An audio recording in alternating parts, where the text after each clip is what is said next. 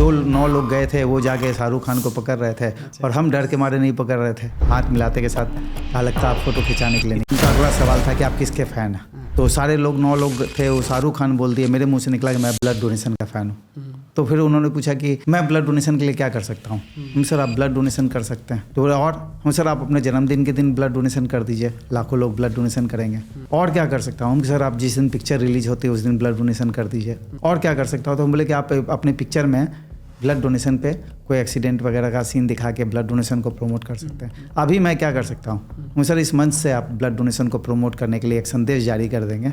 जब मैं स्टेज से नीचे उतरा, उन्होंने अनाउंसमेंट किया, ब्लड डोनेशन रक्तदान जागरूकता के लिए संदेश जारी किया। ये कहना चाहते हैं कि सबके सब जो हैं रक्तदान करें, बहुत सारी जानें बच सकती हैं। So please do blood donation. That's a very and he is a fan, Mukesh. हाँ, मुकेश जी का ये बिलीफ है। कोई इंसान ये हमारी वीडियो को देख रहा है, जैसे कि वो इंडिया के डिफरेंट किसी भी कॉर्नर से हो सकता है, उसको अगर सडनली ब्लड की ज़रूरत पड़ी और उसको आसपास नहीं दिख रहा है कि कहाँ से ब्लड मिल रहा है, क्या वो सर माँ ब्लड बैंक से ब्लड ले सकता है? अगर हाँ ले सकता है तो कैसे? अमिताभ बच्चन जी की बात की, अभिषेक बच्चन जी की बात की, ये लोग थैलेसीमिया माइनर हैं। और थैलेसीमिया माइनर कोई बीमारी नहीं है। थैलेसीमिया माइनर को शादी के से पहले जिस तरह हम लोग कुंडली मिलान कर सकते हैं, उसी तरह हम लोगों ने सरकार से आग्रह किया है, माननीय प्रधानमंत्री जी से आग्रह किया है कि शादी से पहले अगर ये टेस्ट हो जाएगा, जिसको HbA2 टेस्ट बोलते हैं, अगर इस टेस्ट के जरिए अगर हम लोग 2 थैलेसीमिया माइनर की शादी को रोक पाएंगे तो धरती पे वैसे बच्चों का जन्म नहीं होगा जो अपने लिए, अपने परिवार के लिए और समाज के लिए दुखदायी होगा। अपने लिए इसलिए क्योंकि हर 15 से 20 दिन में उसको ब्लड चढ़ना है। और आपके माध्यम से भी हम लोग सभी लोगों से आग्रह करते हैं कि आप कुंडली मिलान के साथ साथ अगर 2 थैलेसीमिया माइनर की शादी को रोक पाएंगे तो आप किसी परिवार का भला कर पाएंगे। अभी हमारे संपर्क में लगभग 30 से 35 वैसी महिलाएं हैं जिनको पति ने छोड़ दिया कि तुमने जन्म दिया तुम समझो। और हम लोगों ने माननीय प्रधानमंत्री जी को भी लिखा है कि सर मैट्रिक का सर्टिफिकेट पे ही ऐसा कोई प्रोविज़न बना दे कि बच्चा जब मैट्रिक पास कर रहा है तो सर्टिफिकेट पे लिखा रहे कि वो थैलेसीमिया माइनर है कि नहीं, कि आप जिस समय आप अपने पार्टनर को चुन रहे हैं तो आप इस बात का ख्याल रखें कि वो थैलेसीमिया माइनर है कि नहीं। एशिया के सबसे बड़े एस्ट्रोलॉजिस्ट थे BS रामाकृष्णा सर। उन्होंने कहा कि आपकी माँ का ऑपरेशन करना पड़ेगा और हो सकता है ऑपरेशन टेबल पे उनका देहांत हो जाए।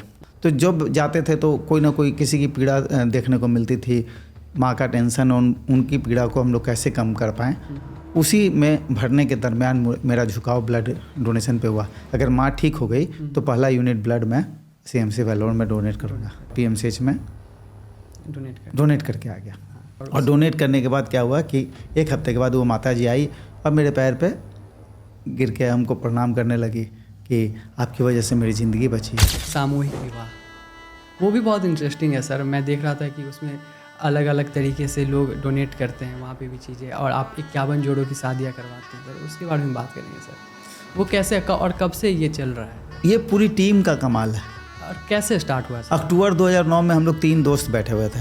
अगर आपके परिवार में कोई डेथ कर रहा है तो आप उसका नेत्रदान करवा सकते हैं। मांझी जी ने हम लोगों से पूछा था कि आप क्यों ब्लाइंड सिंगर को क्यों बुलाएं? बोले सर यहाँ पे एक भी आई बैंक नहीं है। तो हम लोगों के सुझाव के बाद बिहार सरकार ने पहला आई बैंक IGMS में बनाया, जिसमें 1400 से ज़्यादा लोगों ने आज तक आई डोनेशन किया। पुराने ज़माने में जब हम लोग बच्चे थे तो हम लोग को पता चलता था कि अगर नेत्रदान करेंगे तो पूरी आंखें निकाल ली जाएंगी और चेहरा बदसूरत हो जाएगा। आपके माध्यम से लोगों को बता देना चाहते हैं कि ऊपर एक बिल्कुल छोटी सी परत है, सिर्फ उसी को निकाला जाता है। मुकेश ससारिया सर, आपका बहुत बहुत स्वागत है शो पे। नमस्कार आप लोग का, आपकी पूरी टीम का। आप लोग युवा हैं और कुछ समाज को देने का प्रयास कर रहे हैं। हम लोग आपके उज्जवल भविष्य की कामना करते हैं, आपके चैनल के उज्जवल भविष्य की कामना करते हैं। सर मेरे लाइफ में बहुत कम टाइम ऐसा होता है और आज वो दिन है सर। मुझे जब मैं आपके सामने बैठा हूँ, जब आपसे बात हुई वीडियो को लेकर, आई फेल्ट लाइक कि I have achieved something just because I am sitting here with you. It is a big thing for me, क्योंकि मैं आज आपके सामने बैठा हूँ और मुझे पता है कि आपने मोर देन 50-60,000 लोगों की लाइफ सेव करी है। देखिए, हम लोग सिर्फ माध्यम हैं, हम लोग ने कुछ अलग से कोई करिश्मा नहीं किया और इसके जनक भी आप ही हैं। आज जितनी जानें बची हैं वो सब युवाओं के बल पे बची हैं। युवाओं ने इस मुहिम को आगे ले जाने का काम किया है और युवाओं के बल पे कम से कम अब बिहार में ये ऐसी स्थिति आई है कि लोग ब्लड की कमी की वजह से या ब्लड नहीं मिलने की वजह से किसी का देहांत नहीं हो रहा। ये युवाओं के बल पे है, पूरे बिहार में, पूरे बिहार नहीं पूरे देश में। हाँ, ब्लड की कमी ना अब लास्ट हमको लगता है कि 3 साल तो माँ ब्लड सेंटर को होने को हैं, और इसके अलावा सारे युवा जागृत हो गए हैं। उनको एक मैसेज होना चाहिए। इवन आपको बताते हैं कि वेल्लोर में, CMC वेल्लोर में, वहाँ भूरीस कॉलेज है। अगर किसी कोई पेशेंट अगर बिहार से गया हुआ, उनको ब्लड नहीं मिल रहा है, हम लोग भूरीस कॉलेज के प्रिंसिपल को आग्रह करते हैं कि यह बंदा बिहार से गया हुआ है, इसके पास कोई डोनर नहीं है, वो अपने स्टूडेंट को भेज देते हैं वेल्लोर, CMC वेल्लोर में। यही हाल, हाँ ना, हम लोग नारायणा बेंगलोर में बच्चों का बोन मैरो ट्रांसप्लांट में माध्यम बनने का प्रयास करते हैं। हम लोग युवाओं को मैसेज करते हैं, वो लोग चले आते हैं। तो आप युवाओं की कमान आपके हाथ में, आप लोग एक नया प्रयास कर रहे हैं और इस प्रयास के माध्यम से लोगों को जागृत करने का प्रयास कर रहे हैं। अच्छा लग रहा है सर। आपकी शुरुआत सर हुई थी, आपके बचपन पे चलते हैं, आपने DD नेशनल के लिए सर लिखा है, आपने स्पोर्ट्स आर्टिकल भी लिखा है। तो वो बच्चा आज ब्लड मैन कहलाता है, वो कैसे बना सर? वो बच्चा ब्लड मैन कैसे बना? देखिए, कोई ऐसा कुछ नहीं है कि शुरू से था कि भाई हम आपको पता है कि बचपन मेरा बहुत, हमारे पिताजी प्राइवेट जॉब करते थे और आर्थिक तंगी में थे, और उस समय लगता था कि हम लोग अपने गार्जियन को के ऊपर कम से कम कैसे निर्भर रहें, अपने भाई बहनों की पढ़ाई का खर्च कैसे निकाल लें। तो एक इंटरेस्ट था स्पोर्ट्स की तरफ, और स्पोर्ट्स से में रुचि होने की वजह से स्पोर्ट्स पे हम सभी क्रिकेटरों का डाटा रखते थे, और फुटबॉल मैच हम लोग देखने जाते थे। बिहार राज्य पथ निर्माण जो ट्रांसपोर्ट कॉरपोरेशन की बसें होती थी उस पे जाते थे उनकी तरफ से। तो वो अलग टाइप का मौका था। और स्पोर्ट्स पे लिखना, फिर आकाशवाणी में कार्यक्रम होता था बाल मंडली, संडे को कार्यक्रम होता था, शुक्रवार को घरौंदा होता था। उस कार्यक्रम में इंटरेस्ट की वजह से जाता था, और उस समय ऐसा कुछ नहीं था कि हम लोगों को क्या करना, अच्छा करना है, ज़िंदगी में अच्छा आदमी बनना, यही मकसद था। तो वो क्या करते थे आप? बाल मंडी कार्यक्रम आकाशवाणी में चलता था, उसमें बच्चों का कार्यक्रम होता था और बच्चे डिबेट करते थे। बच्चे उस समय कीर्ति आज़ाद ने बहुत लंबा छक्का उक्का मारा था, तो हम लोग उनका इंटरव्यू लेते थे, उनसे बात करते थे। जो भी आते थे उस समय जसदेव सिंह कमेंट्री करते थे। उन्होंने एक बार ऑस्ट्रेलिया में एक हॉकी मैच का कमेंट्री कर रहे थे वो, और उनका लाइन कट गया था, जो उनका रेडियो, ऑल इंडिया रेडियो का लाइन कट गया था, तो उन्होंने टेलीफोन से इंटरव्यू किया था। उस सवाल मैंने पटना में पूछा था उनसे कि आपके ये दिमाग में कैसे आया कि अगर आपका लाइन कट गया है तो आप टेलीफोन के माध्यम से, उस समय वो चोंगा वाला टेलीफोन चलता था, उसके तो जसदेव सिंह आश्चर्यचकित किए थे कि छोटा बच्चा उनसे पूछ रहा है कि आपके दिमाग में ये कैसे आया कि आप टेलीफोन से इस हॉकी को आप जीवंत रूप से भारत के लोगों को सुनाएं। तो उस समय, और स्पोर्ट्स पे आर्टिकल माइक टायसन का उस समय बहुत जलवा चलता था। फिर चूँकि डेटा मेरे पास था, 1987 में रिलायंस वर्ल्ड कप इंडिया में चल रहा था। हम अपने एक एडिटर, जो हिंदुस्तान अखबार के एडिटर थे, उनके पास गए। उनसे मैंने अप्रोच किया कि सर ऐसा कि जो भी मैन ऑफ द मैच बनेगा वो शाम को हम उनका डेटा दे देंगे और संकलनकर्ता में आप मेरा नाम लिखें। तो वो उन्होंने कहा कि आप कर पाएंगे? तो हमने कहा हम प्रयास करेंगे कि आपकी प्रतिष्ठा बची रहे। और उसी समय क्या था कि जब शाम को 5 साढ़े 5 बजे मैच ख़त्म होता था, और जब मैं जाता था 20-25 मिनट घर से लगता था बुधवार गाने में हिंदुस्तान अखबार के ऑफिस में देने के लिए। तो हम लोग पैदल आते थे। उसी समय काफ़ी दुखित मन होता था। कभी कभी एडिटर साहब बोलते थे कि बहुत लेट हो गया है। तो फिर क्या होता था कि एक दोस्त से मैंने ये बात शेयर की थी, तो उस दोस्त ने 75 रुपये में मुझे एक साइकिल दी थी। तो उस साइकिल से फिर ये हम लोग टाइम से पहुंचाने लगे, और पूरे 1 महीने तक रिलायंस वर्ल्ड कप जब तक चला तो मेरा संकलनकर्ता में नाम आया, और उस समय सब लोगों को पता चला कि कोई ऐसा बच्चा भी है जिसके पास सारे क्रिकेटरों का डेटा है। तो यही लिखाई पढ़ाई चल रही थी जिससे। और जब रिलायंस वर्ल्ड कप के बाद कार्यक्रम रिलायंस वर्ल्ड कप समाप्त हुआ तो 1500 रुपये का हिंदुस्तान अखबार में चेक दिया था, जो ज़िंदगी का सबसे अनमोल उपहार था मेरे लिए। 1500 रुपये का? जी सर, वो बच्चा ब्लड मैन कैसे बना? उसके हेड में कैसे आया कि उसको ये करना है? कौन सा लाइफ का पॉइंट था? नहीं, कभी ऐसा कुछ नहीं रहा कि कुछ बनना है या कुछ नहीं करना। हमेशा दिमाग में चलता था कि कैसे अच्छा आदमी बनना, कैसे परिवार का नाम रोशन करना। ये आपके हेड में रहता था? ये हमेशा रहता था कि भाई कोई ऐसा काम नहीं करे कि हमारे माता पिता अगर संघर्ष की ज़िंदगी जी रहे हैं, परिवार संघर्ष में है, तो हमको कोई ऐसा काम नहीं करना है कि उनके तकलीफ़ को और बढ़ा पाएँ। तो इसलिए हम 1991 में संजोग से मुझे माँ को लेके CMC वेल्लोर जाना पड़ा था ट्रीटमेंट के दौरान।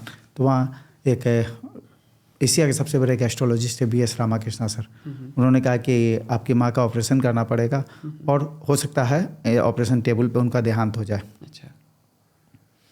तो मैंने कहा कि सर आप जो उचित होता आप कीजिए।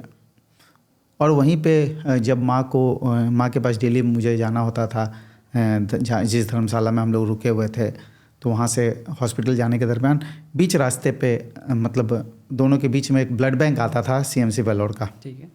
और CMC वेल्लोर पूर्वोत्तर भारत के पेशेंट से ही भरा होता था, हिंदी भाषी लोगों से। तो जब जाते थे तो कोई ना कोई किसी की पीड़ा देखने को मिलती थी, माँ का टेंशन, उनकी पीड़ा को हम लोग कैसे कम कर पाएँ। उसी में भरने के दरमियान मेरा झुकाव ब्लड डोनेशन पे हुआ। जैसे ही डॉक्टर ने कहा कि आपकी माताजी का देहांत हो सकता है और 72 में मेरा जन्म है और 91 की बात है, और हम लोग ने उस समय पढ़ा था कि भाई 18 साल के बाद व्यक्ति डोनेट कर सकता है ब्लड। तो मेरे जहन में आया कि अगर माँ ठीक हो गई तो पहला यूनिट ब्लड मैं CMC वेल्लोर में डोनेट करूँगा, क्योंकि आप वहाँ पे प्रॉब्लम देख रहे थे लोग जी का। जी। और उस बीच पहला डोनेशन माँ 1 महीने के अंदर ठीक हो गई।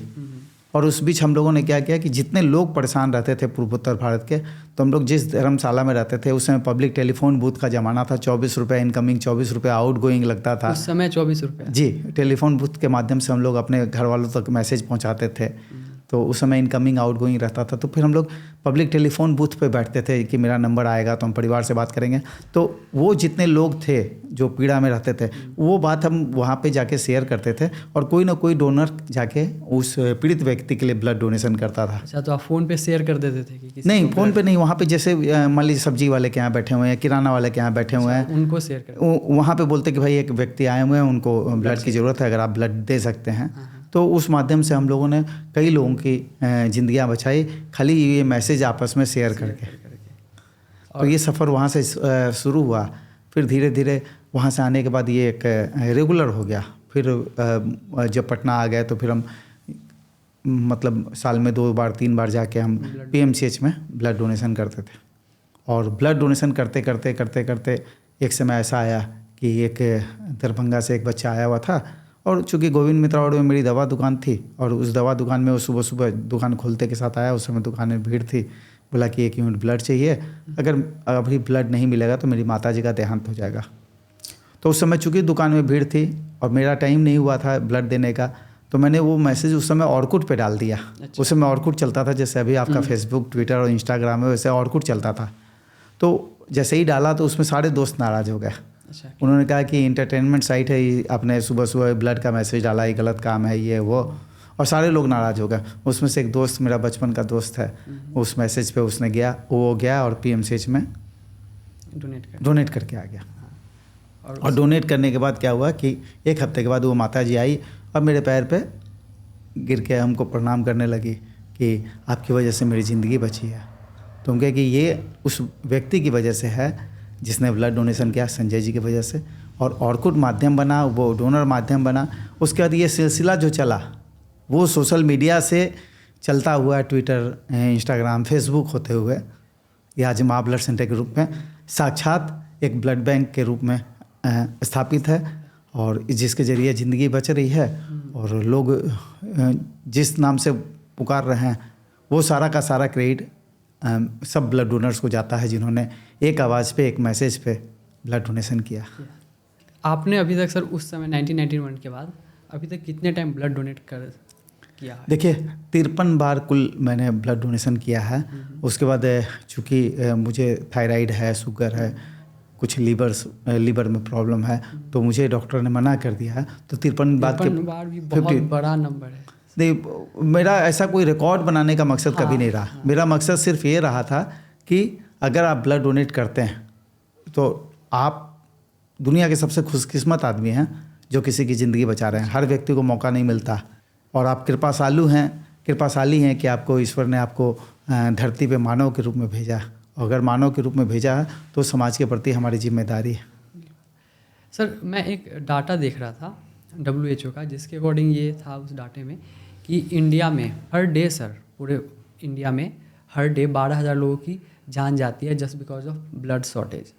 और ये तो था, उसके नीचे सर एक और लाइन लिखा हुआ था कि इन सारे लोगों की जान बच सकती थी सिर्फ अगर जो ब्लड डोनर है उनके अंदर जो थॉट्स है कि ब्लड डोनेट करने से वीकनेस होता है या कुछ बीमारी होती है, या लेट से कि हेजिटेशन है ब्लड डोनेशन को लेकर, उसकी वजह से सर 12,000 लोगों की जान हर रोज़ बच सकती थी।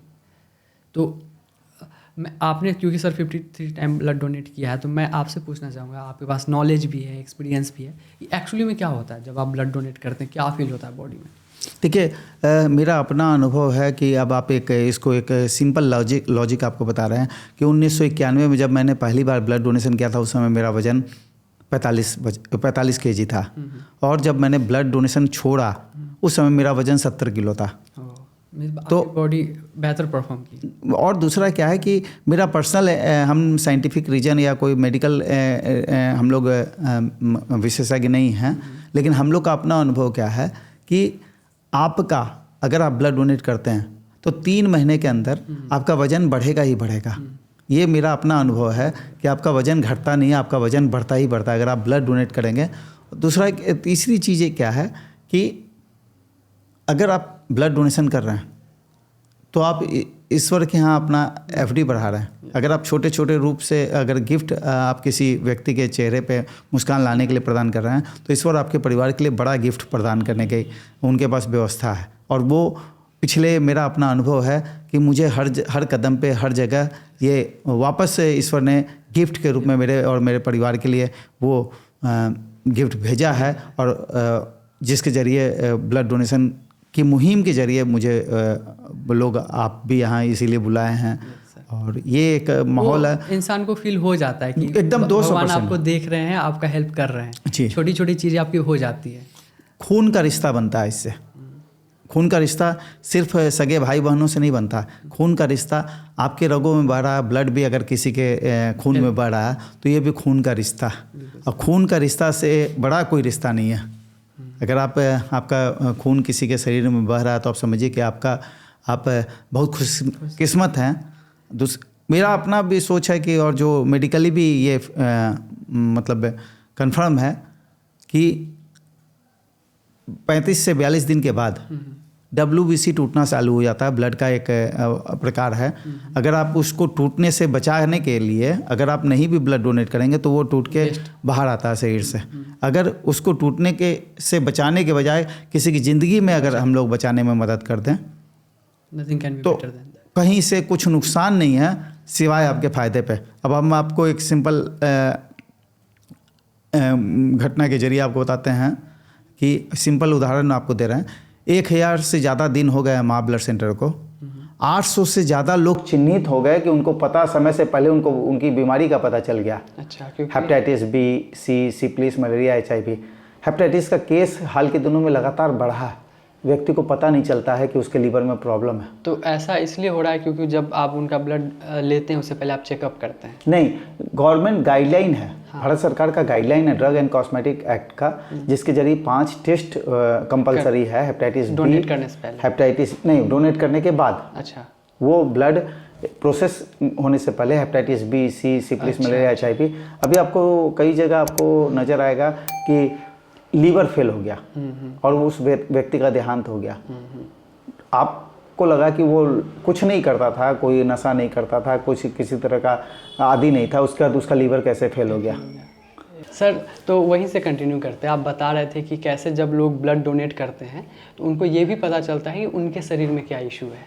उसको सर अच्छे से एक बार और एक्सप्लेन करते हैं। देखिए, ड्रग एंड कॉस्मेटिक एक्ट है भारत सरकार का। उसके अंदर में अगर आप ब्लड डोनेशन कर रहे हैं, ब्लड तब तक किसी दूसरे को नहीं दिया जाएगा जब तक उसका प्रॉपर 5 टेस्ट नहीं होता है। Hepatitis B, C, syphilis, malaria, HIV। अभी हेपेटाइटिस का जितना केसेस है ये व्यक्ति को तब पता चलता है जब उनका लीवर ख़राब हो जाता है। अगर आप ब्लड डोनेट करते हैं तो सबसे बड़ा फ़ायदा आपका लीवर का है। कई ऐसे एग्जाम्पल हैं आपको एक हिल्सा का उदाहरण दे रहे हैं। एक व्यक्ति आया माँ ब्लड सेंटर में ब्लड डोनेशन करने के लिए। हमने पूछा कि आपको प्रेरणा कहाँ से मिली, कैसे ब्लड डोनेशन करने के लिए आया। बोले कल मेरे दुकान के आगे एक एक्सीडेंट हुआ, एक व्यक्ति की मौत हो गई, वहाँ खून गिरा हुआ था और मेरे मन में आया खून ब्लड डोनेट करना। और आप यकीन मानिए कि ईश्वर ने उसको कहीं से प्रेरणा दी, उस एक्सीडेंट से प्रेरणा मिली, वो ब्लड डोनेट किया और उसको पता चला उसको हेपेटाइटिस बी है उसके ब्लड में। और आज बिल्कुल स्वस्थ है। और नहीं तो हेपेटाइटिस बी उनको तब पता चलता जब उनके पास समय नहीं होता। हेपेटाइटिस बी, सी, हेपेटाइटिस बी और सी इस तरह की बीमारी है जो धीरे धीरे आपके घुन के जैसे लकड़ी का में जो घुन लगता है वैसे आपके शरीर को खाती जाएगी और जब आपके पास समय नहीं बचेगा तो वो आपको पता चलेगा कि आपको हेपेटाइटिस बी है। इस तरह के कई एग्जाम्पल हैं जिसके ज़रिए अगर आपका प्रॉपर टेस्टिंग हो जाए तो आपको समय रहते आपकी बीमारी का पता चल जाएगा। माँ ब्लड सेंटर इस मामले में समाज के सहयोग से खड़ा एक ऐसा ब्लड बैंक है जहाँ केमी टेस्ट की मशीन लगी हुई है। केमी टेस्ट अबाउट कंपनी एक बड़ी मशीन है जिसमें 15 दिन के अंदर के डोनर का शरीर के अंदर का जो इन्फेक्शन है वो पकड़ में आ जाएगा। अच्छा। अगर 15 दिन के अंदर कोई इन्फेक्शन आया है तो ये बता देगा। आज लगभग 1000 दिनों में 800 से ज़्यादा लोग चिन्हित हो गए हैं जिनको माँ ब्लड सेंटर में ब्लड डोनेशन करने की वजह से उनको समय से पहले उनकी बीमारी का पता चला।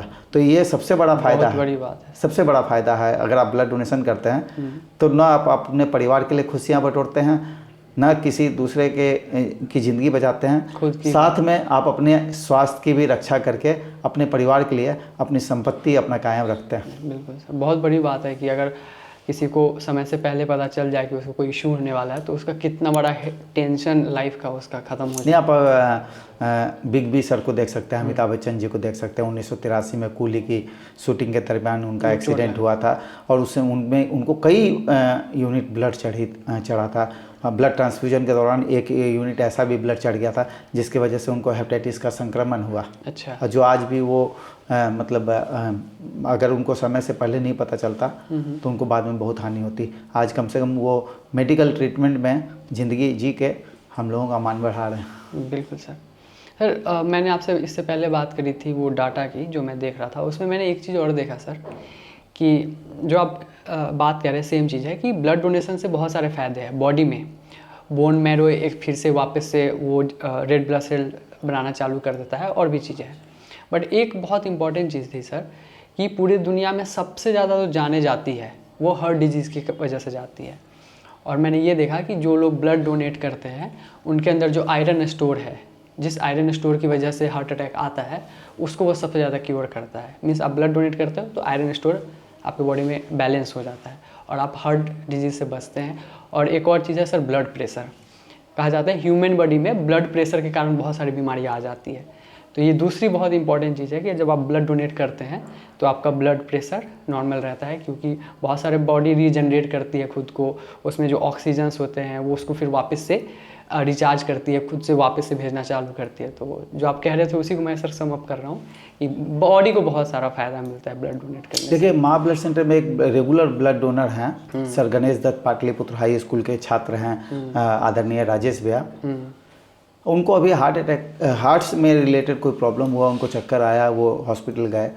तो उनसे मैंने इसी बात पे बातचीत की कि आप तो रेगुलर डोनर हैं, हर 3 महीने के बाद ब्लड डोनेट करते हैं, तो क्या ये जो मिथ्या तो नहीं है, गलत तो नहीं है कि ब्लड डोनेट करने वाले को हार्ट अटैक नहीं होता? बोले कि नहीं, बिल्कुल सही है। अच्छा। बोले कि जब हम गए और हमको हार्ट में प्रॉब्लम हुआ तो डॉक्टर ने कहा कि चूंकि आप ब्लड डोनेट करते हैं इसलिए आपका ब्लॉकेज दोनों तरफ नहीं था, एक ही तरफ ब्लॉकेज था। एक तरफ का ब्लॉकेज आपको ज़िंदगी बचाने के लिए काफ़ी है, तो उनकी ज़िंदगी बच गई। तो ये फिजिकल भी है, कभी जो आप एक ऑथेंटिक प्रूफ है। राजेश जी जैसे रक्तवीर हैं जिन्होंने इसको प्रूव किया है कि डॉक्टर ने भी कहा है कि हार्ट अटैक का खतरा कम होता है। ये सर वो मैंने वहाँ भी देखा रिसर्च के दौरान ये, और पूरी दुनिया में सबसे ज़्यादा जान भी हार्ट अटैक की वजह से ही जाती है। कैंसर और भी चीज़ें पीछे है, बट हार्ट डिजीज़ सबसे टॉप पे होती है। सर आपका जो माँ ब्लड बैंक है उसके बारे में एक बहुत ही इंटरेस्टिंग चीज़ मुझे लगी कि गवर्नमेंट ने काफ़ी हेल्प करा है। नीतीश कुमार सर आपकी बहुत सुनते हैं इस मैटर में, बट सर फिर भी वहाँ की जो लैंड है सर उसके लिए आपको बहुत मेहनत करना पड़ा, खुद से हेल्प लेकर उस लैंड को आपने, ऐसा क्यों हुआ सर? देखिए नीतीश, सबसे पहले तो आप इस बात को आप अपने इस बात को मतलब आप वापस लीजिए कि वो मेरा ब्लड बैंक नहीं है।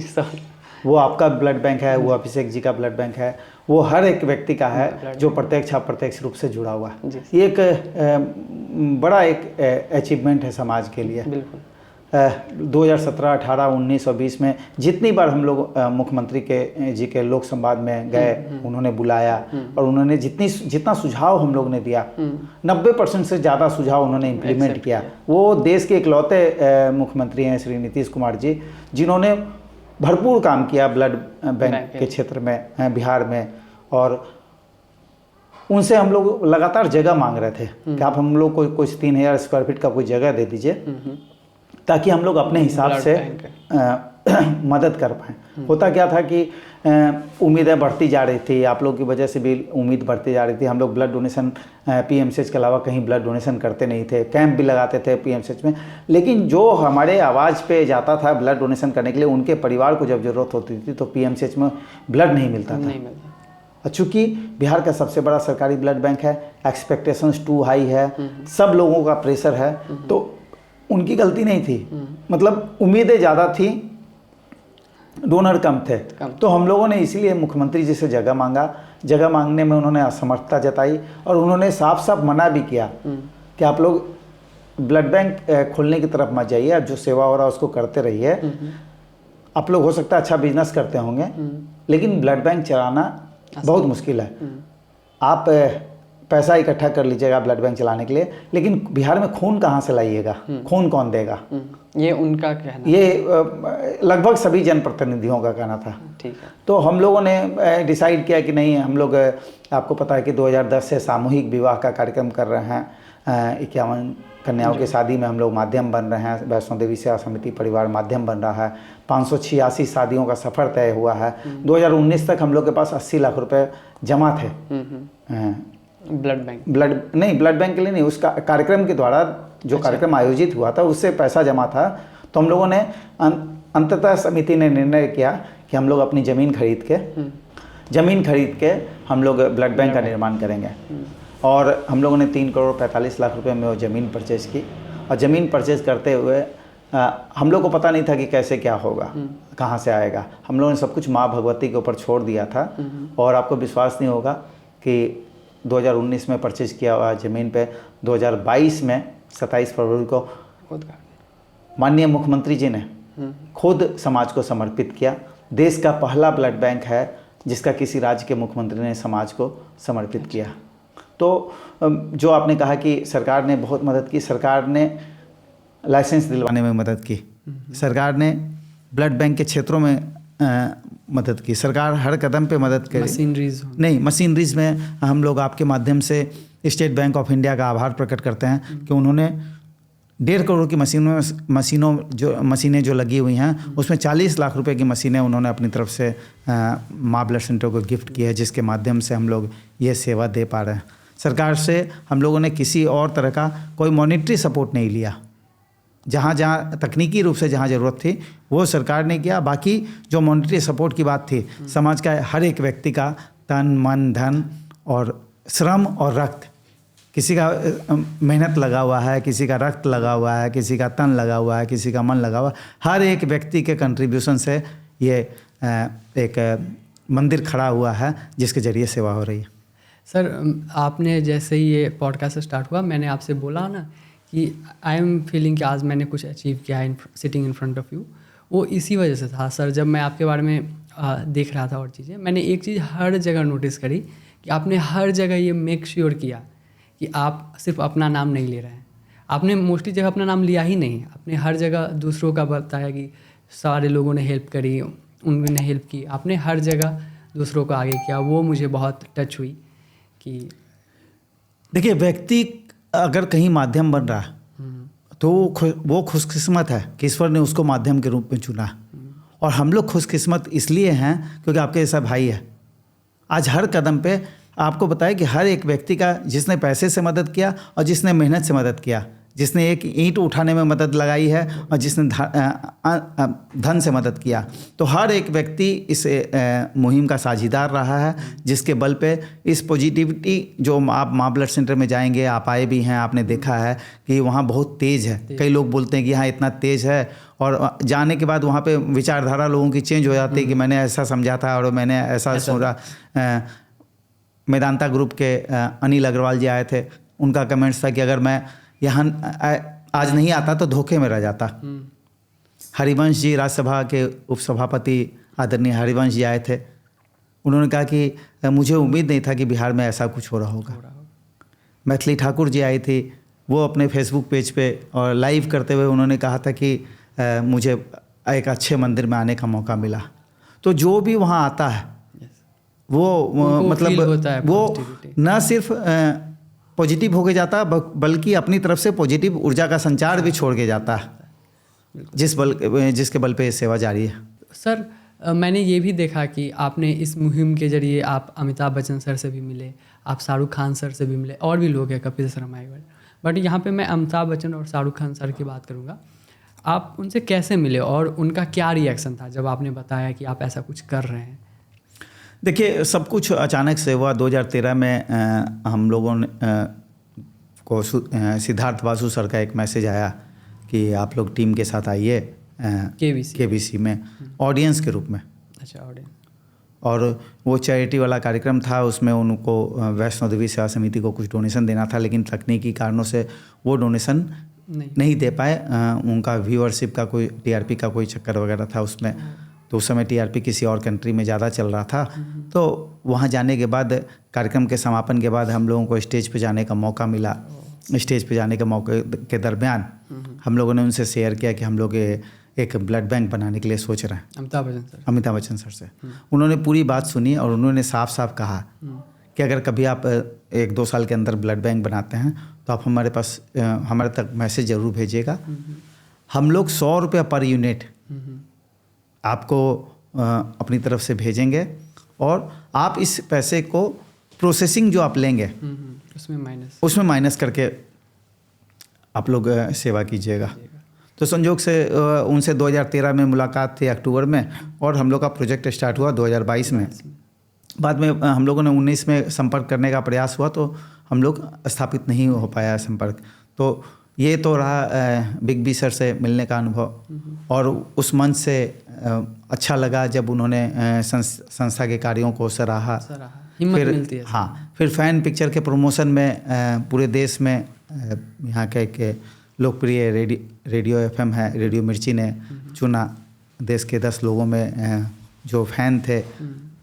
तो उस समय कुछ टॉलरेंस का मुद्दा चल रहा था, शाहरुख खान जी ने कुछ कहा था तो उसको लेके बवाल मचा हुआ था। लोग हमको मना कर रहे थे, फेसबुक पे और व्हाट्सएप पे लोग हमको ब्लॉक कर रहे थे कि नहीं जाना है फैन पिक्चर के प्रमोशन में। फिर भी हम कहे कि हम ब्लड डोनेशन के लिए जा रहे हैं और हम जाएंगे, और ब्लड डोनेशन के लिए बढ़िया काम होगा, हमको ऐसी उम्मीद है। वहाँ 10वें नंबर पे हमको आमंत्रित किया गया स्टेज पे, और सबसे लास्ट में जो 9 लोग गए थे वो जाके शाहरुख खान को पकड़ रहे थे। और हम डर के मारे नहीं पकड़ रहे थे कि भाई वहाँ क्या फ़ोटो जाएगा, कैसे जाएगा। तो उन्होंने हाथ मिलाया, हाथ मिलाते के साथ कहा लगता आप फ़ोटो खिंचाने के लिए नहीं आए। अच्छा, ऐसा उन्होंने बोला? हाँ। तो मेरे उतने बड़े सेलिब्रिटी के सामने खड़ा था, मैंने सोच के जवाब नहीं दिया, मैंने कहा कि लगता है मुझे भी ऐसा ही लगता है। फिर उनका अगला सवाल था कि आप किसके फ़ैन हैं। तो सारे लोग 9 लोग थे, वो शाहरुख खान बोल दिए, मेरे मुंह से निकला कि मैं ब्लड डोनेशन का फ़ैन हूँ। तो फिर उन्होंने पूछा कि मैं ब्लड डोनेशन के लिए क्या कर सकता हूँ। हम सर आप ब्लड डोनेशन कर सकते हैं। तो और हम सर आप अपने जन्मदिन के दिन ब्लड डोनेशन कर दीजिए, लाखों लोग ब्लड डोनेशन करेंगे। और क्या कर सकता हूँ? हम सर आप जिस दिन पिक्चर रिलीज होती है उस दिन ब्लड डोनेशन कर दीजिए। और क्या कर सकता हूँ? तो हम बोले कि आप अपने पिक्चर में ब्लड डोनेशन पे कोई एक्सीडेंट वगैरह का सीन दिखा के ब्लड डोनेशन को प्रमोट कर सकते हैं। अभी मैं क्या कर सकता हूँ? हम सर इस मंच से आप ब्लड डोनेशन को प्रमोट करने के लिए एक संदेश जारी कर देंगे, तो उससे भी। और उनकी टीम ने, जो उनकी मीडिया और पीआरओ की टीम थी, उन लोगों ने मना किया कि सर आज हम लोग फैन पिक्चर का प्रमोशन कर रहे हैं, आप कुछ भी नहीं बोलें।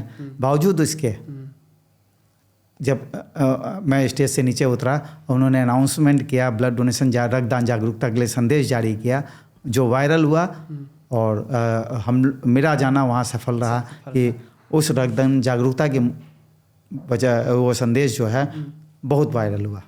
तो सर यहाँ पे एक चीज़ और नोटिस करने की है सर कि उनके आसपास के लोगों ने उनको मना किया कि आप नहीं बोले, लेकिन उन्होंने अपने इच्छा से बोला कि नहीं, उनको लगा कि बोलना चाहिए तो उन्होंने बोला। राइट सर, एक और चीज़ है कि अगर लेट से कि कोई इंसान ब्लड डोनेट करना चाहता है तो उससे पहले जब वो डोनेट करने जाता है पहले ब्लड चेक किया जाता है या आफ्टर डोनेट चेक किया जाता है? नहीं, ये पूरे देश का प्रोसेस एक ही है।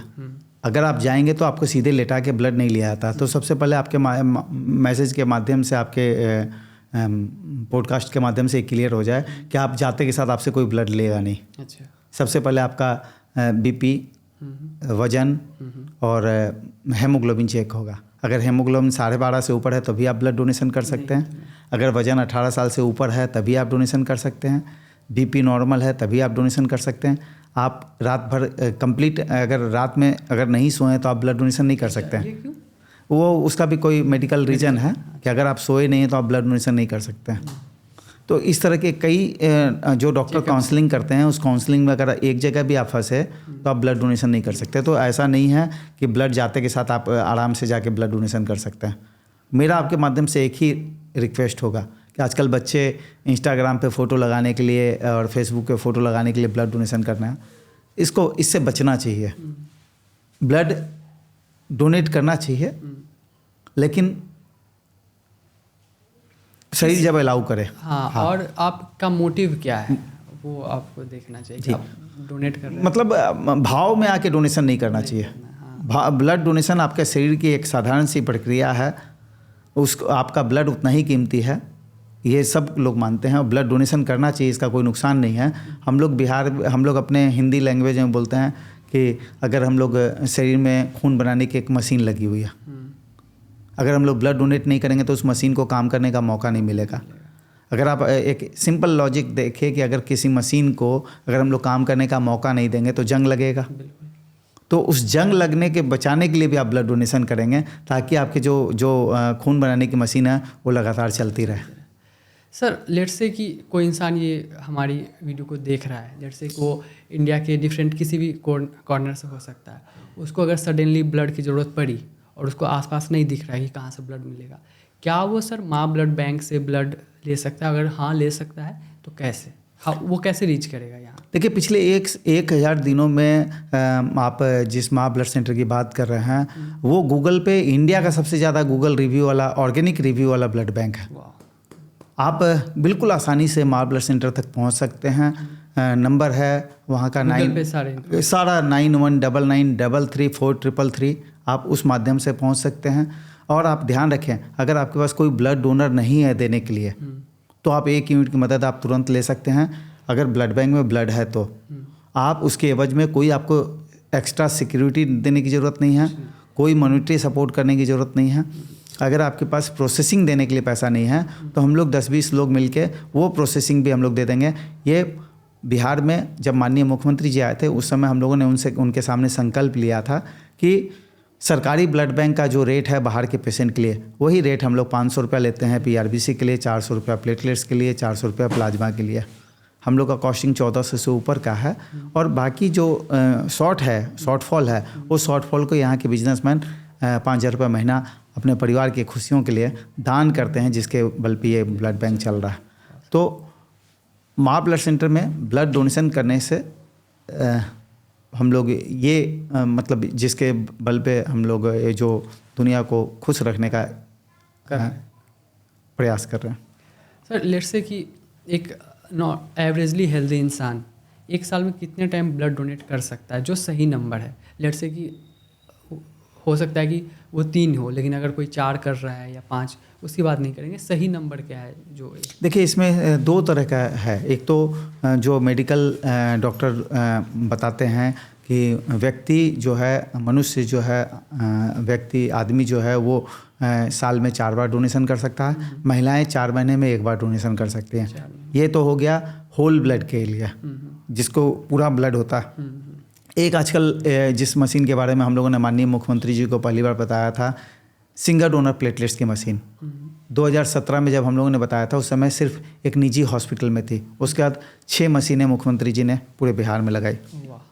ये सिंगल डोनर प्लेटलेट्स में है कि आप अगर आज डोनेशन कर रहे हैं तो आप एक हफ्ते के अंदर दोबारा डोनेशन कर सकते हैं। अच्छा। तो ये सिंगल डोनर प्लेटलेट्स के बारे में आपको समझना बहुत ज़रूरी है कि जो आप होल ब्लड डोनेशन करते हैं वो 3 महीने के बाद दोबारा कर सकते हैं। अच्छा। होल ब्लड डोनेशन करने के बाद उसको 3 भाग में डिवाइड किया जाता है एक ब्लड सेपरेटर मशीन के माध्यम से। मतलब आपका खून 3 लोगों के काम में आएगा। PRBC packed red blood cells जो हेमोग्लोबिन बढ़ाने के लिए है, प्लेटलेट्स कैंसर डेंगू के केस में, प्लाज्मा इंटरनल ब्लीडिंग रोकने के लिए। तो इससे जो प्लेटलेट्स निकलता है उसको बोलते हैं रैंडम डोनर प्लेटलेट्स। और रैंडम डोनर प्लेटलेट्स अगर किसी को ट्रांसफ्यूज होता है कैंसर डेंगू के केस में तो उसके शरीर में 4 से 5 हज़ार काउंट बढ़ता है। ठीक है। और जो सिंगल डोनर प्लेटलेट्स है जो हम बता रहे हैं कि आप 1 महीने में 2 बार भी कर सकते हैं, उससे एक बार में 40 से 50 हज़ार काउंट बढ़ता है। मतलब 10 यूनिट वो RDP चढ़ाएंगे और 1 यूनिट ये चढ़ाएंगे तो इज इक्वल टू बराबर हो गया। इससे 40 से 50 हज़ार बढ़ेगा। लेकिन इसका क्राइटेरिया, हर एक व्यक्ति इस सिंगल डोनर प्लेटलेट्स को नहीं डोनेट कर सकता है। वही व्यक्ति डोनेट कर सकता है जो आज से पहले कभी ब्लड डोनेट किया हो। वही व्यक्ति डोनेट कर सकता है जो खून के रिश्ते में नहीं हो पेशेंट के। अच्छा, ऐसा उसका भी मेडिकल रीजन है। हाँ। वही व्यक्ति डोनेट कर सकता है जो पिछले 1 महीने में कोई मेडिसिन नहीं यूज़ किया हो, कोई एक्सीडेंट नहीं हो, नस मोटा हो, वैन एकदम मोटा चाहिए उसके लिए, और CBC रिपोर्ट नॉर्मल हो, प्लेटलेट्स 1.5 लाख से ऊपर हो। इतना क्राइटेरिया पहले स्क्रीनिंग होती है। उस स्क्रीनिंग में क्वालिफाई करने के बाद ही ये जो 45 से 1 घंटे का प्रोसेस है जिसके ज़रिए आप 40 से 50 हज़ार अपना प्लेटलेट्स किसी दूसरे के शरीर में डाल सकते हैं। Thank you sir. सर एक और चीज़ है, अभिषेक भाई अक्सर मुझे जब आपका बात हुआ तो इसी एग्जांपल से दिया कि कैसे अभिषेक बच्चन की शादी किन्हीं एक्ट्रेस से होने वाली थी, बट थैलेसीमिया एक बीमारी है सर, वो बहुत ही अलग सी बीमारी है जहाँ पे सिर्फ थोड़े से अवेयरनेस की वजह से किसी के ज़िंदगी भर का इशू परेशानी ख़त्म हो सकता है। उसको सर आप अच्छे से एक्सप्लेन। देखिए इसमें हम लोग को भी, चूँकि हम लोग डॉक्टर नहीं हैं, हम लोग तकनीकी रूप से हम लोग इस पे बहुत साउंड नहीं थे। आपको पता है कि जब हम PM से चले जाते थे ब्लड डोनेशन करने के लिए तो एक बच्चा कई बार हम लोग को नज़र आता था कि वो बच्चा बार बार आ रहा है ब्लड, तो हम लोग पता करते थे कि है क्या। तो पता चला कि इनको थैलेसीमिया एक डिसऑर्डर है, ये है। बोले इसमें क्या है कि बोले इस बच्चे के शरीर में हम खून बनाने की मशीन नहीं है।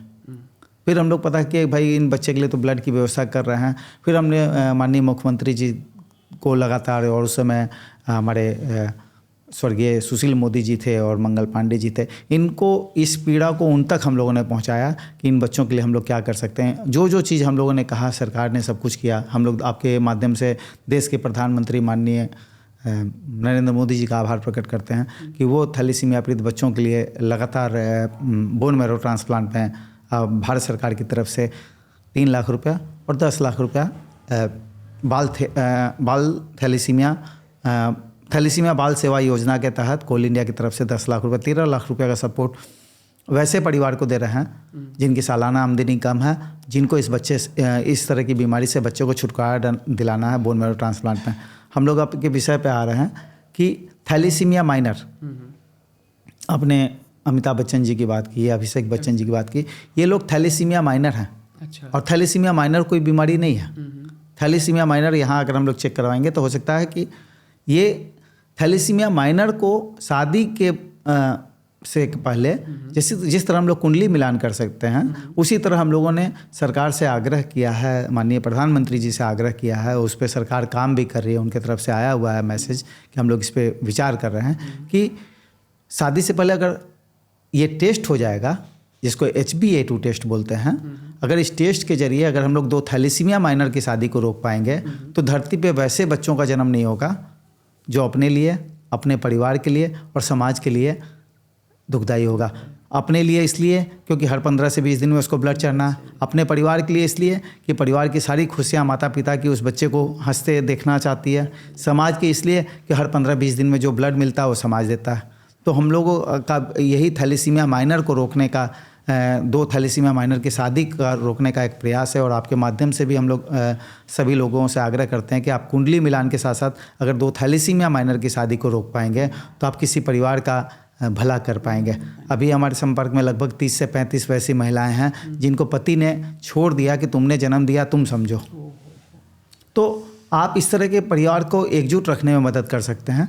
और हम लोगों ने माननीय प्रधानमंत्री जी को भी लिखा है कि सर मैट्रिक के सर्टिफिकेट पे ही ऐसा कोई प्रोविज़न बना दे कि सरकार अपने हॉस्पिटल में, सरकारी हॉस्पिटल में एक टेस्ट करवा दे जिसमें मैट्रिक के सर्टिफिकेट पे ये लिखा रहे कि बच्चा जब मैट्रिक पास कर रहा है तो उस सर्टिफिकेट पे लिखा रहे कि वो थैलेसीमिया माइनर है कि नहीं। अगर वो थैलेसीमिया माइनर है तो उसके साथ एक मैसेज रहे कि आप जिस समय आप अपने पार्टनर को चुन रहे हैं तो आप इस बात का ख्याल रखें कि वो थैलेसीमिया माइनर है कि नहीं।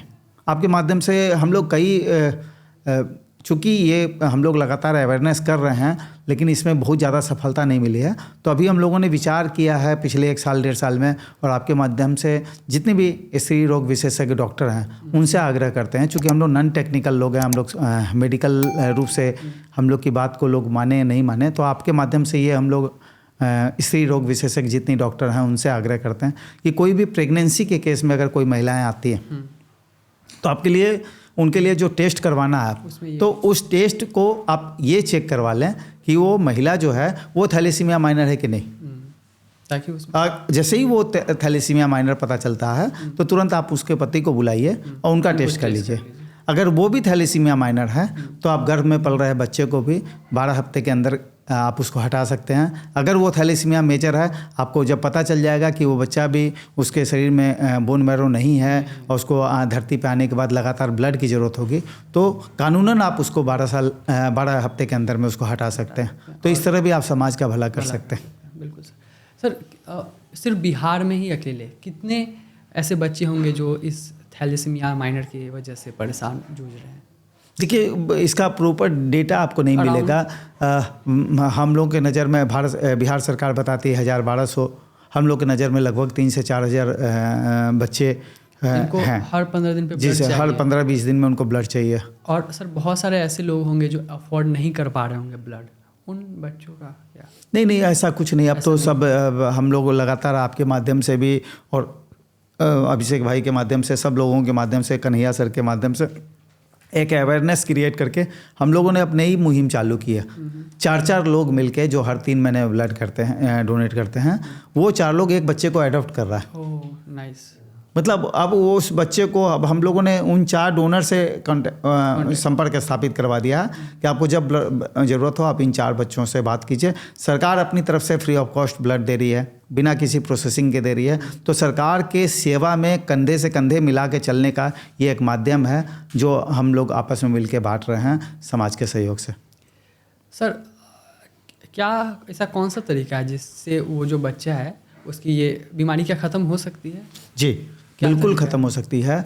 अगर उसके जो 2 थैलेसीमिया माइनर की जब शादी होती है तो मेडिकल डॉक्टर लोग बताते हैं कि 50% संभावना उस घर में वैसे बच्चे पैदा होने की है जिनको जीने के लिए हर 15 दिन में ब्लड चढ़ना है। 25% वैसे बच्चे पैदा होने के हैं जो थैलेसीमिया माइनर होगा। फिर से ध्यान रखिए, थैलेसीमिया माइनर कोई बीमारी नहीं है। 25% वैसे बच्चे पैदा होंगे जो बिल्कुल स्वस्थ होंगे। तो उनका बोन मैरो टेस्ट होता है जो बिहार में पहली बार हम लोगों ने 23 फरवरी 2020 को आयोजित किया था। 14 नवंबर 2021 को आयोजित किया था, फिर 5 जनवरी 2023 को आयोजित किया था, जिसके ज़रिए 150 से ऊपर बच्चों का बोन मैरो, उनके सगे भाई बहन से बोन मैरो मैच हुआ था। उसमें से लगभग 53 बच्चों का बोन मैरो ट्रांसप्लांट हुआ है और वो बच्चे बिल्कुल स्वस्थ हो गए। मतलब बोन मैरो ट्रांसप्लांट एक कठिन प्रक्रिया है। उसमें जो बच्चा स्वस्थ है उसके शरीर से बोन मैरो निकाल के ट्रांसफ्यूज किया जाता है जो पीड़ित बच्चा है। मतलब बोन मैरो की मशीन बनाने का जो साधन है वो उसके शरीर से बच्चे में डाला जाता है और फिर उसके बाद बच्चा बिल्कुल स्वस्थ हो जाता है, ब्लड उसके बॉडी में जी। और 53 बच्चे वैसे हैं। तो ये बोन मैरो ट्रांसप्लांट एक बढ़िया माध्यम है जिसके ज़रिए बच्चों को नई ज़िंदगी मिलती है, परिवार को नई खुशी मिलती है। और आपके माध्यम से फिर से बता दें, अगर आपके आसपास कोई भी वैसा बच्चा है जिसको जीने के लिए हर 15 दिन में ब्लड चढ़ने की दिक्कत हो रही है या ब्लड चढ़ने से परेशान है, तो निश्चित रूप से अगर उसके सगे भाई बहन हैं तो वो HLA मैच करवाए। HLA मैच करवाने के बाद अगर जिनसे 100% बोन मैरो मैच करता है 100% मैच होना। हाँ, तो भारत सरकार कई हॉस्पिटल, लगभग हमको लगता है कि 30 से 40 हॉस्पिटल से भारत सरकार का एग्रीमेंट है। अगर उनका सालाना आमदनी, परिवार का सालाना आमदनी 1 लाख से नीचे है तो उनको 10 लाख का सपोर्ट थैलेसीमिया बाल सेवा योजना की तरफ से, केंद्र सरकार की तरफ से है। 3 लाख रुपए प्रधानमंत्री जी देते हैं। हम लोग माननीय मुख्यमंत्री श्री नीतीश कुमार जी को हम लोगों ने बताया था, माननीय स्वास्थ्य मंत्री मंगल पांडे जी को बताया था, तो ये बिहार सरकार भी 5 लाख का सहयोग देती है, जिसके जरिए ये बोन मैरो ट्रांसप्लांट बच्चों का हो रहा है। सर, आपने एक चीज़ और कही इस ट्रांसप्लांट के बारे में कि वो अपने भाई बहन से, तो ऐसा अपने भाई बहन से ही ले सकते हैं या जिससे भी 100% मैच कर गया उससे ले सकते हैं? देखिए, जनरली जो थैलेसीमिया जो माइनर का जो है, ये वंशानुगत लोग बताते हैं कि वंशानुगत है, तो वंश मतलब परिवार से ही, खून के रिश्ते में ही 100% मैच होता है। और अभी तो विज्ञान काफ़ी तरक्की कर गया, मेडिकल में लोग बाहर से भी लोग बोन मैरो ले रहे हैं। हम लोग उस पर अभी चूँकि उसको मड डोनर बोलते हैं, और मड डोनर पे हम लोग बहुत ज़्यादा अभी मतलब इस पे मड डोनर या हैप्लो ट्रांसप्लांट जिनका 100% मैच नहीं है, उसको भी डॉक्टर लोग ट्रांसप्लांट कर रहे हैं कि अगर 50% 60% मैच है तो डॉक्टर बोलते हैं कि आप हैप्लो करवा लीजिए। तो हैप्लो और मड के लिए अभी हम लोग बिहार में इस तरह के किसी भी बच्चों को उनको सुझाव नहीं दे रहे हैं कि हैप्लो या मड की दिशा में जाएं, क्योंकि एक तो उनका खर्च ज़्यादा है, कॉम्प्लिकेटेड भी है, नहीं खर्च ज़्यादा है। और हम लोग चूँकि मेडिकल फील्ड से नहीं हैं, तो जो डॉक्टर बोलते हैं डॉक्टर के हिसाब से पेशेंट करे तो ज़्यादा अच्छा। हम लोग अभी मेडिकल मड डोनर और हैप्लो पे लोगों को नहीं सुझाव दे रहे हैं अपनी तरफ से। अगर परिवार वाले अपनी सहमति से अगर जाते हैं तो वो उसमें जो सहयोग होगा हम लोग करते हैं। तो ये क्वेश्चन मैंने इसलिए पूछा था कि मैंने बहुत पहले एक न्यूज़ देखी थी जो मोस्ट प्रोबेबली सही थी कि सलमान खान किसी कॉन्सर्ट में थे और एक मदर थी अपने बच्चे के साथ, तो उन्होंने बोला कि मेरे बच्चे को इशू है, इशू मुझे याद नहीं, बट उन्होंने शायद यही कहा था कि ब्लड नहीं हो रहा है, तो सलमान खान ने बोला कि I will donate my bone marrow, और उन्होंने ऐसा किया था। और मैं अभी से 20 दिन पहले मैं वो देख रहा था, उन्होंने फिर से एक पोस्ट डाली थी कि वो बच्ची एकदम हेल्दी है और सलमान खान ने अपना बोन मैरो डोनेट किया था। देखिए, ये भी अभी कई संस्थाएं हैं जो HLA मैच जो करवाती हैं उसमें सपोर्ट करती हैं। वो DKMS संस्था है जर्मनी की, दात्री है इंडिया की, ये लोग इस तरह का अवेयरनेस कैंप चलाती है कि जिस तरह आप ब्लड डोनेट करते हैं वैसे आप बोन मैरो डोनेट कर सकते हैं। और वो कैंप लगा के आपका भी टेस्ट करके रखती हैं, और कोई पेशेंट होगा तो आपको अप्रोच करके आपका डोनेशन उनको उस पेशेंट की ज़िंदगी बचाने में ऐसा हम लोग देखते रहे हैं। लेकिन चूंकि ये हमारा फील्ड नहीं है तो इस पे हम लोग बहुत ज़्यादा इसलिए नहीं बता पाते हैं क्योंकि इसमें कहीं ना कहीं कई पेशेंट से हम लोगों को पता चला कि मॉनिटरी चीज़ें हो रही हैं। तो हम लोग थोड़ा अपने आप को पिछले 15 साल से जो संस्था बनी है वैष्णो देवी सेवा समिति, हम लोगों ने कहीं से कोई मांग के चंदा नहीं लिया है। तो हम लोग जहाँ भी पैसे का कोई लेन देन चालू होता है तो हम लोग अपने आप को पीछे ले आते हैं ताकि जो सेवा है वो इसी तरह कंटिन्यू रहे, लोगों का जो विश्वास है वो इसी तरह कायम रहे। सर, ब्लड डोनेशन की बात हम लोग कर रहे थे, क्या ब्लड डोनेशन के आसपास कुछ और भी चीज़ें हैं जो मैं नहीं आपसे पूछ पाया बट इम्पॉर्टेंट है लोगों के लिए जानना? देखिए, चीज़ें अगर आप वाकई सेवा फॉर एग्जाम्पल सर, ये थैलेसीमिया था, राइट, ये बहुत इंपॉर्टेंट चीज़ है, तो इसकी बात तो हम लोग ने अभी कर ली। क्या और भी चीज़ें हैं जो हम लोग बात कर सकते हैं और भी हम नहीं कर पाए? नहीं, देखिए अभी क्या है कि अगर आप ब्लड डोनेशन करते हैं तो आपको एक चीज़ ज़रूर ध्यान रखना चाहिए कि अगर आपके परिवार में कोई डेथ कर रहा है तो आप उसका नेत्रदान करवा सकते हैं। अभी तक 2014 में हम लोग एक सामूहिक विवाह के कार्यक्रम में उस समय जीतन राम मांझी जी मुख्यमंत्री थे, हम लोगों ने उनको बताया था कि उस समय ब्लाइंड सिंगर आए थे, दिवाकर शर्मा थे, सारेगामापा के विनर थे, वो ब्लाइंड थे, फिर रघुवीर सहाय थे, ये लोग आए थे उस समय। तो मांझी जी ने हम लोगों से पूछा था कि आप क्यों ब्लाइंड सिंगर को क्यों बुलाएं? बोले सर यहाँ पे एक भी आई बैंक नहीं है तो हम लोगों के सुझाव के बाद बिहार सरकार ने पहला आई बैंक IGMS में बनाया, जिसमें 1400 से ज़्यादा लोगों ने आज तक आई डोनेशन किया। तो आई डोनेशन सबसे सेफेस्ट है। पुराने ज़माने में जब हम लोग बच्चे थे तो हम लोग को पता चलता था कि अगर नेत्रदान करेंगे तो पूरी आंखें निकाल ली जाएंगी और चेहरा बदसूरत हो जाएगा। आपके माध्यम से लोगों को बता देना चाहते हैं कि 1400 से जितने आई डोनेशन यहाँ पे हुए हैं, ये जो सफ़ेद के ऊपर जो काला रंग का जो गोल है उसके ऊपर एक बिल्कुल छोटी सी परत है, सिर्फ उसी को निकाला जाता है और जिसके ज़रिए 2 से 4 लोगों को रोशनी मिलती है। कोरोनिया की वजह से जिनको परेशानी है उनको रोशनी मिलती है और आँख के शेप को या कहीं भी कुछ भी आपके शेप को कोई डैमेज नहीं होता है। तो परिवार के लोग इस बात को नज़रअंदाज कर सकते हैं कि आई डोनेशन से चेहरा विकृत होता है, आंखें निकाल ली जाती हैं और कंचे, हम लोग सुनते थे कंचे डाला जाता है, ऐसा कुछ भी नहीं है। तो नेत्रदान सबसे सेफ है जिसके ज़रिए आप ज़िंदगी की दूसरी पारी खेल सकते हैं और आपका परिवार का सदस्य वैसे देहांत हो गया उसका, लेकिन वो दुनिया में अपनी रोशनी के ज़रिए जीवित रहता। आप अंगदान कर सकते हैं। बिल्कुल सर। अगर ब्रेन डेड का केस है तो आपका लीवर किसी को लग जाएगा, आपका हार्ट किसी को लग जाएगा और कई लोग अभी क्यू में हैं, हज़ारों लोग क्यू में हैं जिनको किडनी की ज़रूरत है, किनको आँखें क्रोनिया की ज़रूरत है। श्रीलंका एकमात्र ऐसा देश है जिसके यहाँ क्रोनिया की वजह से ब्लाइंडनेस नहीं है। वहाँ इतना नेत्रदान होता है कि वो दूसरे देश को डोनेट करता है क्रोनिया। तो कम से कम आपके माध्यम से हम लोग ये मैसेज देना चाहते हैं कि कम से कम देश को भी उस श्रीलंका की श्रेणी में हम लोग खड़ा कर पाएँ कि क्रोनिया की वजह से कोई ब्लाइंडनेस नहीं हो। देहदान, अंगदान, देहदान, जीते जी रक्तदान, मरणोपरांत नेत्रदान, अंगदान, देहदान। देहदान आप कर सकते हैं। भारत सबसे कमज़ोर देश है जहाँ बच्चे जो मेडिकल फील्ड के डॉक्टर हैं जिनको बॉडी नहीं मिल पाती है, जो मेडिकल पढ़ाई कर रहे हैं। अच्छा। तो अगर आप बॉडी डोनेशन करते हैं तो बच्चों को फिजिकल बॉडी मिलेगा जिसके ज़रिए वो ज़्यादा आउटकम निकाल पाएंगे अपने मेडिकल के लिए। तो हम लोग ये सेवा भी दे रहे हैं। और आपके माध्यम से एक चीज़ और बता दें विक्की जी कि सेवा का कोई स्वरूप नहीं, आप सेवा किसी रूप में कर दीजिए, किसी रूप में पीड़ित मानवता के में से माध्यम बन जाइए। कोई ज़रूरी नहीं आप एक गिलास पानी पिला दीजिए, किसी नेत्रहीन को सड़क पार करवा दीजिए, ये भी सेवा। छोटे छोटे रूप में किसी भी रूप में आप शामिल हो सकते हैं। और आपने कहा कि कुछ विषय छूटा है तो साथ में हम लोग आपको बता दें कि हम लोग का प्रयास है कि अगर किसी का डेथ होता है तो सम्मान स्वरूप उनको घाट तक पहुँचा दें।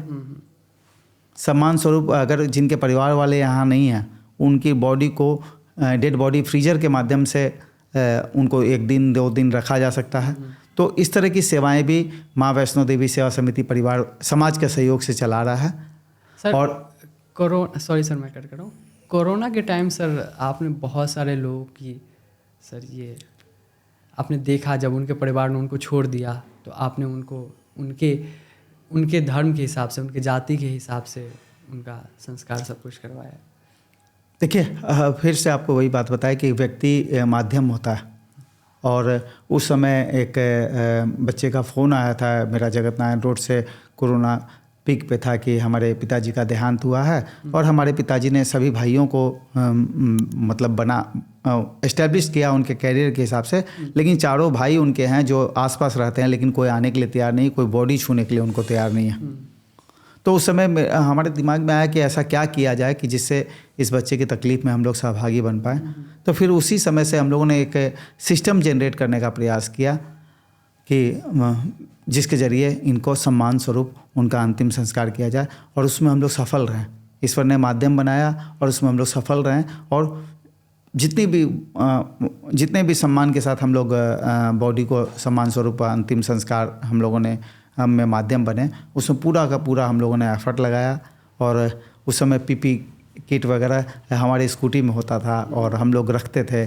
घर के लोग पूछते थे कहाँ गए थे, तो हम लोग नहीं बताते थे कि कहाँ गए थे, लेकिन एक उस दुख की घड़ी में समाज को देने का एक प्रयास था, उसमें हम लोग सफल रहे हैं। ईश्वर ने अगर माध्यम बनाया तो कहीं मैंने पढ़ा था कि अगर ईश्वर ने आपको मनुष्य के रूप में धरती पे भेजा, आपके जन्म के समय नर्स आपको मदद कर रही है जन्म देने में, उसके बाद आप बड़े हो रहे हैं तो आपको शिक्षक मदद कर रहे हैं, टीचर मदद कर रहे हैं, आप उससे और आगे बढ़ते हैं तो आप बिजनेस कर रहे हैं तो कस्टमर आपको मदद कर रहे हैं, अगर आप जॉब कर रहे हैं तो आपके बॉस आपको मदद कर रहे हैं, कंपनियां मदद कर रही हैं। और जब आप शरीर छोड़ते हैं उस समय भी डोम राजा ही मुखाग्नि देता है। तो आप एक कदम भी समाज के सहयोग के बगैर नहीं चल सकते हैं। तो जीते जी अगर आप समाज को कुछ दे के उसके ऋण को अदा नहीं कर सकते हैं किसी भी रूप में, तो आपको मरने का कोई हक नहीं है। सर एक बहुत इंटरेस्टिंग क्वेश्चन है सर। जब मैं पॉडकास्ट करता हूँ ना तो मेरे हेड में होता है कि मुझे क्या करना है पॉडकास्ट के थ्रू। सर उसी से क्वेश्चन पूछ रहा हूँ मैं, सर आपके हेड में क्या होता है जब आप चीज़ें देख, जैसे अभी मैंने आपसे पूछा तो आपने मुझे सिर्फ ब्लड के बारे में नहीं बताया, आपने मुझे आई डोनेशन के बारे में बताया, ऑर्गन डोनेशन के बारे में बताया। आपने कोरोना में हालांकि आप ब्लड डोनेशन की चीज़ों में एक्टिव थे, फिर भी आपने, सबसे इंटरेस्टिंग बात उसमें भी ये थी कि आपने हर जन को जिनका भी अंतिम संस्कार करना था उनके जाति, उनके धर्म के हिसाब से उनके पंडित जी को बुलवा के जो भी थे, वो बहुत इंटरेस्टिंग चीज़ थी। आप शायद अधिकतर लोग होते तो सबको एक तरीके से ही, बट आपने उसको नहीं किया। आपके हेड में क्या चलता है सर जब आप सोने जाते हैं, बेड पे जाते हैं रात में, आपके हेड में क्या होता है? देखिए, इसमें हमारे परिवार वालों का बहुत सहयोग रहा है। मतलब पहले लोग खींचते थे, गुस्सा आता था उनके पास, रात में फ़ोन आता था तो अब फ़ोन आता तो गुस्सा इसलिए नहीं आता है कि उनको लगता है कि कोई किसी को क्यों फ़ोन करेगा, कोई परेशानी में है तभी तो फ़ोन कर रहा है। तो अगर आप उसको कुछ मदद नहीं कर पा रहे हैं तो कम से कम हंस के बात तो कर सकते हैं। तो बस यही चलता है कि अगर कोई व्यक्ति किसी ईमानदारी से अगर कोई हम लोग कुछ कर पाएँ उसके लिए, पूरी परेशान व्यक्ति के चेहरे पे मुस्कान लाने का माध्यम बनेंगे तो वो अच्छा लगता है। कि अगर आप फ़ोन पे आप कुछ नहीं भी मदद कर पा रहे हैं, अच्छी तरह से बात करके उसके दुख को कम कर रहे हैं। अभी कई पेशेंट घबरा के फ़ोन करते हैं, बचा लीजिए, तो बिल्कुल बचेंगे पेशेंट।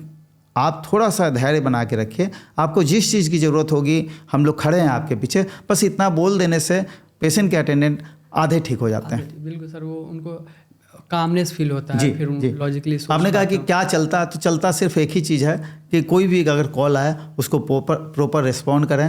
और हम लोग ईश्वर से ये प्रार्थना करते हैं कि जो कॉल आए वो उसको हम लोग उसकी ज़रूरत को पूरा करने में माध्यम बनते रहें, ऊर्जा बनी रहे, हमारे परिवार वाले भी ठीक रहें, टीम भी बनी रहे, टीम में भी एकजुटता बनी रहे। बस यही चलता है कि टीम कैसे एकजुट होके और क्या कर सकते हैं हम लोग। सर एक और चीज़ है, वो है सर सामूहिक विवाह।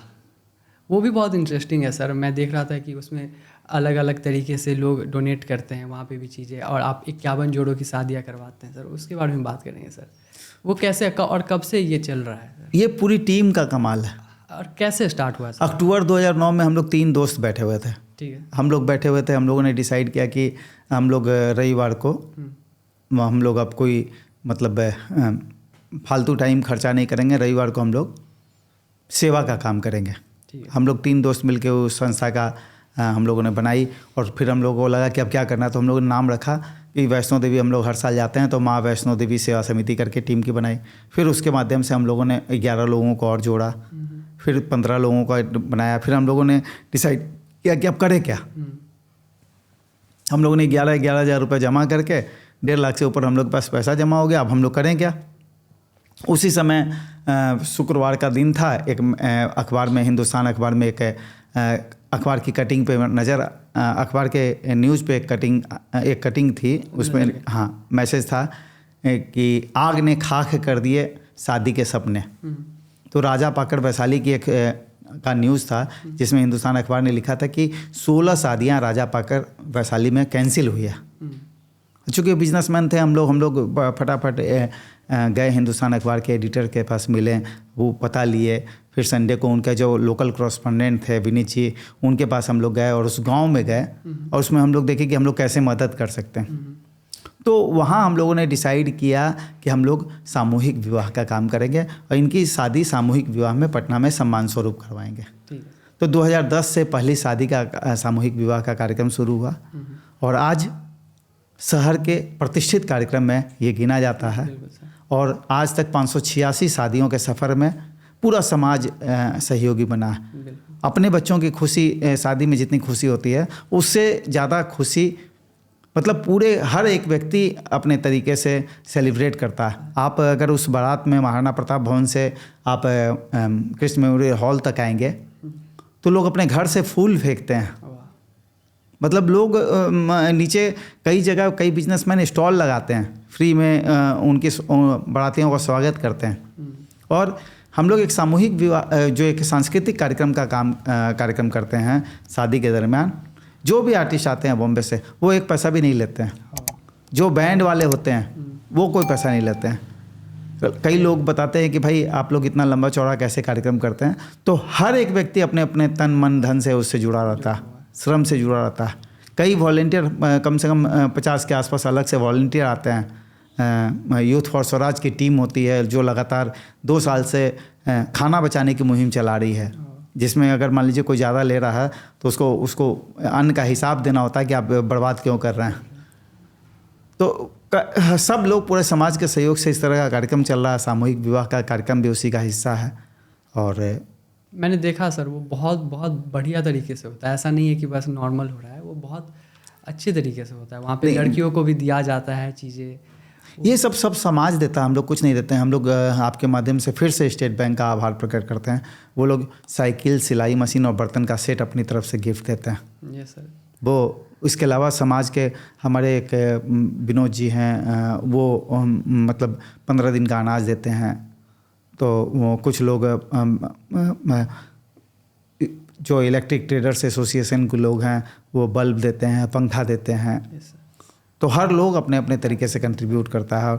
और कुछ लोग उस समय मंडप में आके 51 मंडप में जोड़े के हाथ में कुछ देते हैं। कोई पायल देता है, कोई पोली देता है, कोई मंगलसूत्र देता है। तो सब लोग अपने अपने तरीके से वहाँ डोनेट करके और अपने आप को ईश्वर की नज़र में करते हैं। सर ये जो 51 जोड़े होते हैं ये आप तक कैसे पहुँचते हैं या आप उनको कैसे ढूंढते हैं? देखिए, इसमें हम लोग 6 महीने 8 महीने पहले हम लोग तैयारी करना शुरू कर देते हैं। पूरी टीम चूँकि बिजनेसमैन का ग्रुप है, तो हम लोग अपने कस्टमर के माध्यम से उनके गांव में जो मंदिर होता है उस पर एक फ्लैक्स लगाते हैं 3x2 का, जिस पे लिखा होता है कि अगर आसपास कोई ऐसा लड़की वाला है जो लड़का खोज ले तो आप हम तक पहुंचिए। उसके माध्यम से लगभग 300 से 400 फॉर्म आते हैं हम लोग।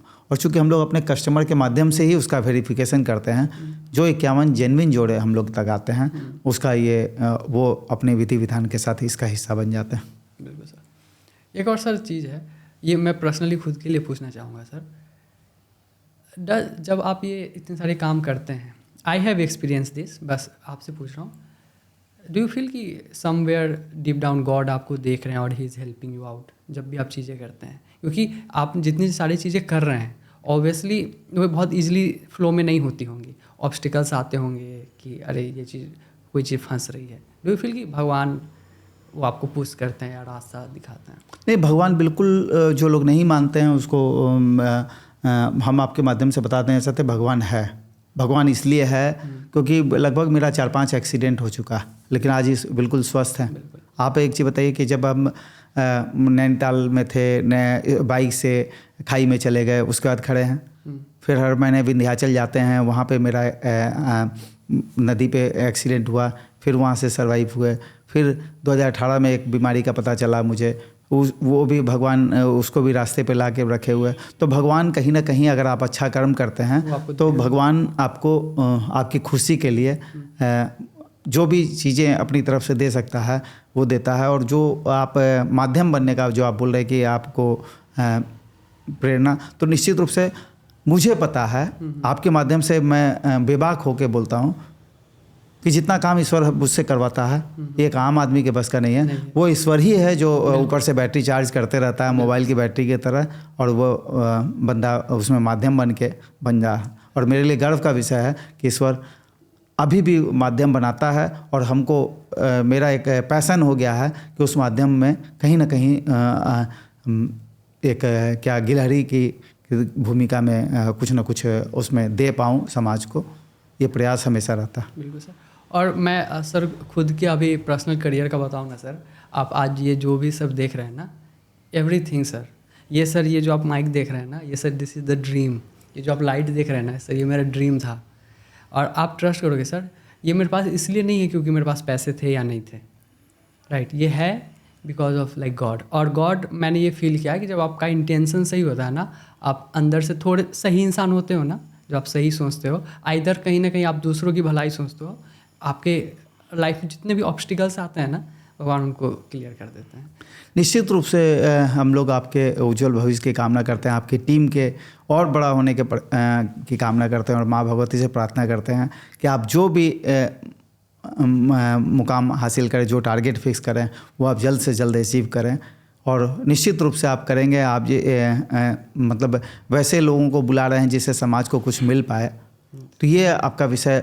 इतना इन्वेस्टमेंट करने के बाद एक स्टूडेंट के लिए इतना इन्वेस्टमेंट करना, मुझे याद है कि हम लोग अपने आप में व्यस्त रहते थे जिस समय पैसा कमाते थे, और आप इसमें मतलब एक रिस्क जोन में रहते हुए आप इतना बढ़िया घर में एक छोटे से रूम में इतना बढ़िया सेटअप आपने लगाया है। तो निश्चित रूप से आप समाज को जो देने का आपने बीड़ा उठाया है, किसी न किसी रूप में आप भी एक तरह से समाज की सेवा ही कर रहे हैं। और हम लोग निश्चित रूप से प्रार्थना करेंगे कि आपका जो मिशन है वो करोड़ों लोगों तक पहुँचे। सर वो है। और एक चीज़ और मैं अपने साइड से बोलना चाहूँगा, जो लोग भी ये देख रहे हैं कि सर मैंने बहुत अर्ली समझ लिया था लाइफ में कि जब आप टीम में काम करते हो ना, आपका ग्रोथ बहुत फास्ट होता है, राइट। तो अभिषेक भाई है यहाँ पे, सुकेश भाई है, और ऋतिक है, सचिन है, तो हम सब टीम में हैं। और वो सबसे बड़ा रीज़न है कि ये चीज़ें हो रही है। सबसे बड़ा रीज़न है कि वो टीम, लोग। और एक चीज़ और मैं बोलूँगा सर, जब आप टीम में काम कर रहे हो ना, सबसे पहले आपका सही होना ज़रूरी है, क्योंकि मैं सही हूँ तभी मैं सही लोगों को देख पाऊँगा कि इनके साथ मुझे करना है नहीं करना है। तो जस्ट एज ए मतलब नॉलेज पार्ट दे रहा हूँ कि जब आप लोगों के साथ काम करते हैं आपका ग्रोथ बहुत फास्ट होता है। नहीं, वैसे भी आप एक चीज़ को आप फील करेंगे कि व्यक्ति ऊपर से अगर नीचे आया है तो परिपूर्ण नहीं है। हर एक व्यक्ति किसी न किसी रूप में किसी परेशानी में जूझ रहा है। उस परेशानी का समाधान आपके पास है। आपकी परेशानी का समाधान उनके पास है। उनकी सब परेशानी का समाधान उनके पास है। अभिषेक जी की परेशानी का सुकेश जी के पास, सुकेश जी का परेशानी का कृतिक जी के पास, विक्की जी के पास। तो हर व्यक्ति अगर एक दूसरे का समाधान करने लगेगा ना, तो दुनिया बहुत खूबसूरत हो जाएगी। Thank you sir. एक लास्ट क्वेश्चन है सर, एक लास्ट क्वेश्चन सर। आप अपने पिछले 30 सालों के एक्सपीरियंस से अगर एक कोई एडवाइस सर मुझे दो, जो मुझे फ्यूचर में सक्सेसफुल तो है बट एक सही रास्ते पे बनाए रखने में मदद करेगी, वो क्या होगा जो आप बोल नहीं पाते हैं बट आज सर अगर आपको मुझे देना हो कि ये चीज़ आप करो? अपने आप को पीछे रख के आप टीम को आगे ले जाएंगे तो बहुत आगे जाएंगे। ठीक है सर। और सर ये आप मतलब कहाँ से ये आप कह रहे हैं? ये 15 साल 20 साल का एक्सपीरियंस है। हाँ। कि अगर आप नाम के पीछे भागेंगे तो नाम आपसे दूर भागेगा। अगर आप नाम को खुला छोड़ देंगे तो नाम आपके इर्द गिर्द रहेगा। सर बहुत बहुत अच्छा लगा सर आपसे बात करके। Thank you same to you for being on the show, और आपकी पूरी टीम को। Yes sir. Truly speaking sir, this is one of my best experience of my life and having you in front of me it's like a God's blessing. मुझे लगता है कि मैंने जो एफर्ट करे हैं it's have the result you are. नहीं, निश्चित रूप से हम लोग आज इन बातों के जरिए युवाओं को एक बड़ा संदेश देने में कामयाब रहेंगे। जो आपका मिशन है, जो मकसद है, और अपने आसपास के किसी भी व्यक्ति को अगर आप दुखित देखते हैं, पीड़ित देखते हैं, चाहे वो इंसान हो चाहे जानवर हो, किसी न किसी रूप में आप हंसाने का प्रयास करें। आपका परिवार हमेशा हंसता रहेगा। Thank you so much for